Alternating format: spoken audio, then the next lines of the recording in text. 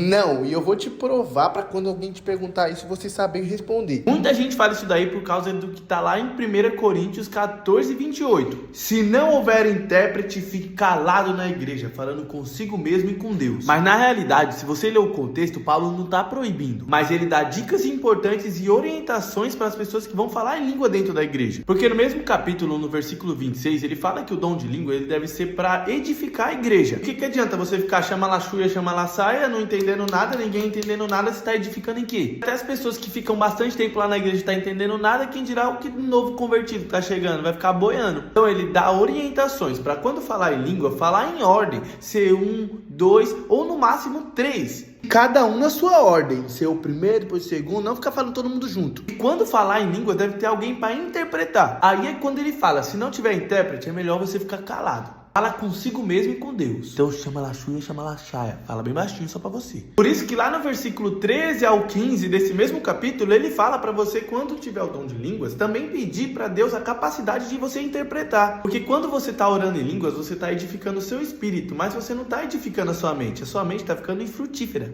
É assim que tá no texto. Ah, eu não sei interpretar, então não vou falar mais em língua? Você tem que fazer igual Paulo diz. Orar em línguas, mas também vou orar normal. Sem chamalachá, chamalachá. Manter um equilíbrio, porque assim tanto o meu espírito quanto a minha mente, elas ficam edificadas. Então quando você tá falando em língua, é como se você estivesse falando com Deus, mas a sua mente tá, que parada que tá acontecendo aqui que eu não tô entendendo nada. Então se isso acontece com você que tá falando em línguas, imagine com o povo da igreja que às vezes acabou de entrar. Por isso que Paulo diz, se não souber interpretar, fica caladinho, ó.